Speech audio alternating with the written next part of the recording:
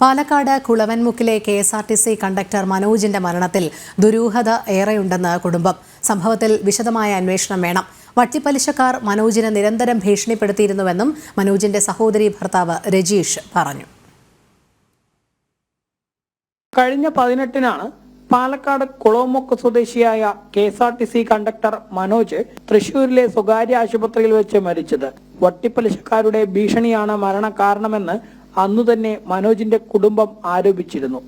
എന്നാൽ മരണത്തിൽ ദുരൂഹത ഏറെയുണ്ടെന്നും വിശദമായ അന്വേഷണം വേണമെന്നും സഹോദരി ഭർത്താവ് ആവശ്യപ്പെട്ടു. പാലക്കാട് ഡിപ്പോയിൽ വെച്ച് വട്ടിപ്പലിശക്കാർ മനോജിനെ മർദ്ദിച്ചിട്ടുണ്ട്.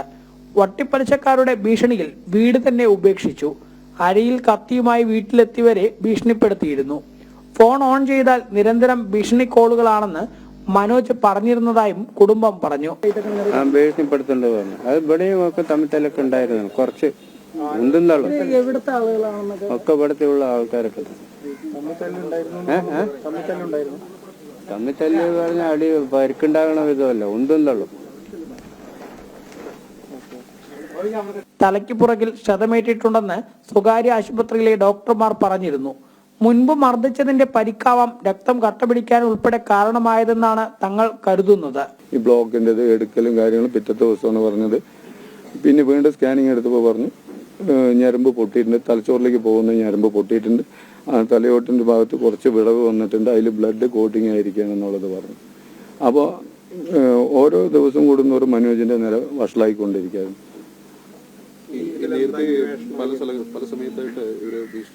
ഭീഷണിപ്പെടുത്തല് നിരന്തരം ദിവസം ഒരു ഫോൺ ഓണാക്കി കഴിഞ്ഞ് കഴിഞ്ഞാൽ അവന് ഡ്യൂട്ടി പോലും ചെയ്യാൻ പറ്റുന്നില്ല എന്ന് വന്നിട്ട് കരഞ്ഞു പിടിച്ചിട്ട് പറയാറുണ്ടായിരുന്നത്. അപ്പൊ ഇവര് വിളിക്കുമ്പോ അനാവശ്യ വാക്കുകൾ യൂസ് ചെയ്യണം. ഫോൺ കട്ട് ചെയ്ത് കഴിഞ്ഞ് കഴിഞ്ഞാൽ ഞങ്ങൾ അങ്ങോട്ട് വരും. ഡ്യൂട്ടിയിൽ ഇരിക്കുമ്പോൾ ഡ്യൂട്ടിയിൽ ചെയ്തുകൊണ്ടിരിക്കുമ്പോൾ ഡ്യൂട്ടിയിൽ ഇരിക്കുമ്പോഴാണ് ഈ പരമനും രാജും പോയിട്ട് ഷർട്ടിൽ പിടിച്ച് വലിക്കലും അടിക്കലും ഉണ്ടായിട്ട് ഫോൺ വാങ്ങിച്ചിട്ട് വന്ന് ഇവിടെ വീട്ടിൽ വന്നു കഴിഞ്ഞാൽ തരാന്ന് പറഞ്ഞ് ഇവിടെ വന്നിട്ട് ഒന്നും തള്ള അവനെ തല്ലുകയും ചെയ്തിട്ടുണ്ട്.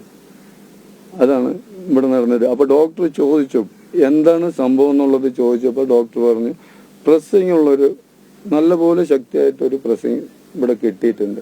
അതിന്റെ പേരിലാണ് ഇവിടെ ബ്ലോക്ക് ആയിരിക്കണം, ചെറുതായിട്ട് ക്ഷതം വന്നിട്ടുണ്ട് എന്നുള്ളത് ഡോക്ടർ പറഞ്ഞത്. ഭീഷണിപ്പെടുത്തിയവരെല്ലാം കുളവൻമുക്കിലെ തന്നെ ആളുകളാണെന്നും കുറ്റക്കാർക്കെതിരെ നടപടി ഉണ്ടാവണമെന്നും കുടുംബം ആവശ്യപ്പെട്ടു.